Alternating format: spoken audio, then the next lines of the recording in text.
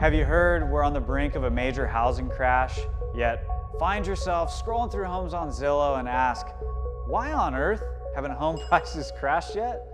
Well, I had the same question racing through my head the other night, so I decided to really take a serious look into what's going on in today's market. The results aren't what you'd expect. You've probably seen a ton of headlines like these. The market's looking bubbly again. Blame the boomers. Most overpriced market in the US. Rates rise, buyers retreat. Mortgage demand falls to a 27-year low. When will the housing market crash? It's hard to make sense of it all. I'm sure you can name a few friends or family members that have been shopping for a house and decided to stop the hunt and now are planning to wait until prices drop. But yet, the trend of prices just seems to keep climbing rather than dropping, even though mortgage rates are around 2.5 times higher than this time last year. There's always factors that contribute to the housing market cycles, but these are definitely strange times to say the least. I did a ton of research on what's going on in today's market, and I found 6 reasons why prices haven't dropped. They're not what you've been told, and the results are gonna shock you, so make sure to stick around.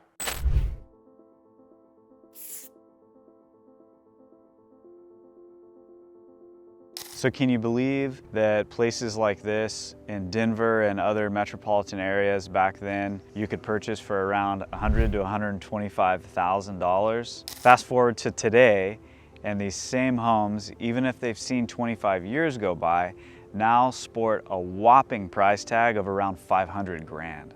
Add to the mix the skyrocketing cost of land, particularly in urban pockets, and that price graph just keeps climbing. Construction materials aren't what they used to be, with prices continually surging, and don't even get me started on the government fees. Tightened community guidelines not only now dictate how your home should look, but also how big they should be. We're at a 40-year low for the construction of new homes under 1,400 square feet. So picture this, it's the 1990s where the charm of the starter home filled the American streets. So what happened to the humble starter home, and why has it almost vanished from the scene entirely? Firstly, we're in the midst of a major housing inventory shortage, and affordable homes seem to be the rarest of them all right now. Here's a jaw dropper for you. A mere 8% of the new homes that are built today are cozy enough to be called small. That's 1,400 square feet or less. That's an absolutely staggering drop from the 70% back in the 1940s. With areas like Savannah and Portland slapped with high cost of land, permits, and fees, the dream of an affordable adobe may be even more distant. Ironically, while our houses are increasing in size, our households are actually shrinking. With houses under 300 grand becoming rarer than a unicorn, some speculate that condos may just step in as the new starter home. The demand for compact homes is actually surging, resonating with both the older and younger generations, but particularly the debt-laden youth. If you rewind to the past, those homes weren't about just affordability. They adapted to modern times, like the need for indoor plumbing and vehicular parking. As we work through economic and regulatory changes, is it possible that we may see the once iconic starter home fade completely into the past? Baby boomers and Gen X account for 70% of the 84.7 million owner-occupied homes in the US. Imagine living in a house, every corner filled with memories, every wall telling a story. For many, that's not just a house, that's a home. And get this, many of those people plan on living out their golden years right there in that home. But why, you ask? Well, simply, there's no place like home. They feel no urge to just go pack up and go find a new spot. Plus, think about all the upgrades they've made over the years. Why wouldn't they want to just sit back and enjoy them? Now, add to the mix a housing market that's already been pretty scarce since 2016, with fewer new construction homes popping up on the block. For many baby boomers, even if the thought of selling their home crosses their mind, the sky-high mortgage interest rates make them think twice about that. Here's a heartwarming twist. Many of these homeowners are becoming heroes, lending a financial hand to the younger generation or passing their cherished properties right down to them. And let's not forget about those savvy homeowners who view their home as more than just brick and mortar, but as an asset that they can leverage into their retirement, into investments, or into maybe some needed repairs. Now I turn the question to you.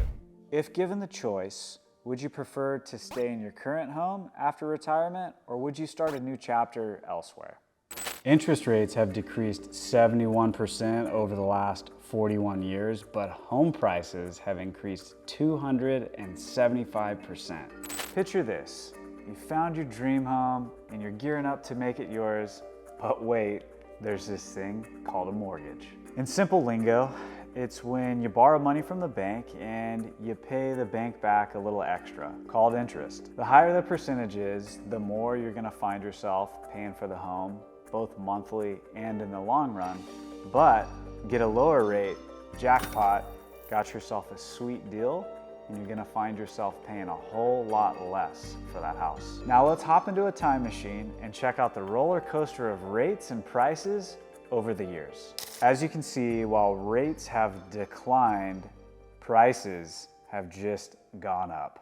Let's run through an example of how much interest you'd pay back to the bank with today's rates, taking into account some figures for taxes and insurance. So let's look at Fannie and Freddie over here. Fannie and Freddie want to buy a house, but they really don't have enough to pay for the house cash, right? So Fannie and Freddie come over to the bank and they say, hey bank, will you loan us the money to buy this house over here? And the bank says, sure, no problem. We just want you to put a little bit down on the house so you have some skin in the game, and it makes us feel like you're actually gonna pay us back because you don't wanna lose your down payment, right? So Fannie and Freddie go, great, we have the money to put down on the house, that's awesome. So they put 10% down on the house, and the bank gives them the rest that they need to buy that house over here. Fannie and Freddie are super excited because now they've got a place all to their own. Fannie and Freddie are gonna be paying back what they borrowed from the bank over the course of 30 years. But we can't forget about the interest because that's how the bank makes their money, right? Over the course of that 30 years, Fannie and Freddie are gonna pay the bank back a whopping $500,000 just in interest when you take into account the cost of their house and what they put down on it. Now that little house that cost around $375,000 actually cost Fannie and Freddie $877,000. That is definitely a number that would make you rethink upgrading your home in today's market with the rates what they are. So what's the big picture here between 1981 and 2023? Well, as you can see, interest rates have danced all over the place, but the home prices have just been steadily on the rise. National housing inventory has hovered at 1.5 million, but that's simply not enough. Imagine this, a gigantic parking lot with spaces ready for 1.5 million cars. Sounds massive, right? But wait, there's a twist. When one car pulls out, 3 cars are fighting for that one spot. Totally mind-blowing. Well, that's precisely the situation we're witnessing today in the housing market. Our national housing inventory is plateaued at 1.5 million units, but that's just not enough. Here's it put simply, starting today, if no new homes were put up for sale, 2.5 months from now, every home in the US would be sold. Another great way to visualize our market is like a serious game of tug-of-war between inventory and interest rates. Dive into fall of 2023. The real estate scene seems a tad shaky with fewer home sales popping up on the radar.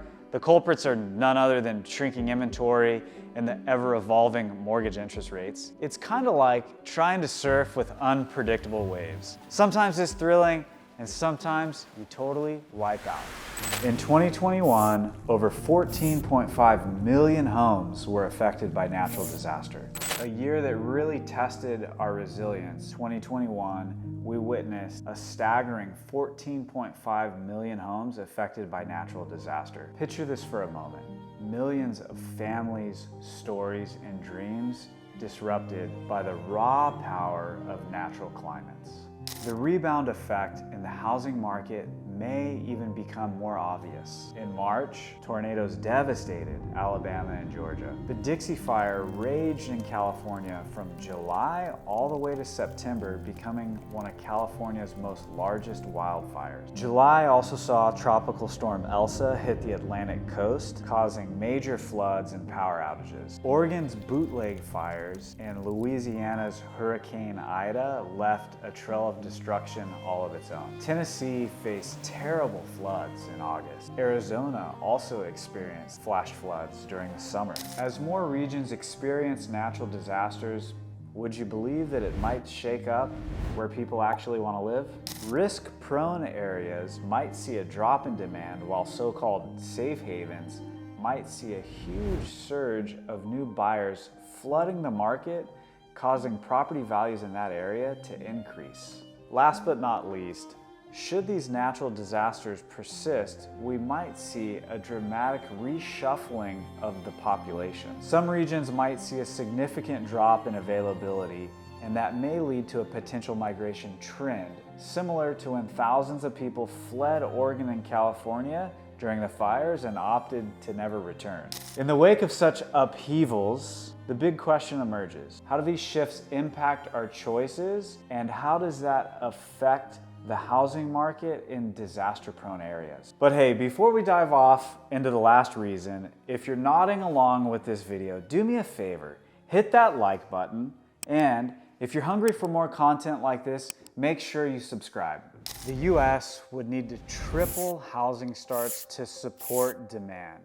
The US housing market is throwing some curveballs our way. To cater to the current demand, we would need to triple our new housing starts. Yes, you heard that right, triple. Peeling back the layers, let's look into the nitty-gritty.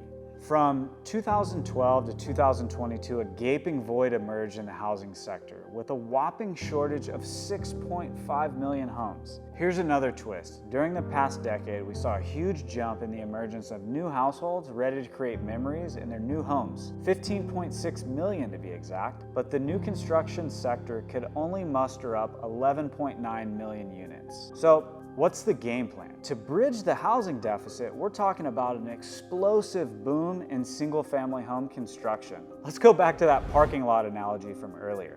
We'd need to triple our parking lots just to match the current need for housing today. But here's a heads up for the road ahead. Potential dips in inflation and mortgage rates might stoke the flames of demand even further. And if you thought the shortage was intense now, brace yourself for an even wilder ride. With this looming housing conundrum, how do you think the US can effectively tackle the shortage? The truth is, not everyone can afford the current prices, and that could be why we're seeing new movements that are sweeping the US, like van life and the tiny home movement. As affordability is decreasing, the American dream of owning a home may be out of reach. But before we wrap up, here's a little food for thought. If history has taught us anything, it's that markets go through cycles. While these prices may seem crazy right now, the dynamics of supply and demand are always in play. So stay informed, stay optimistic, and remember, home is where your heart is.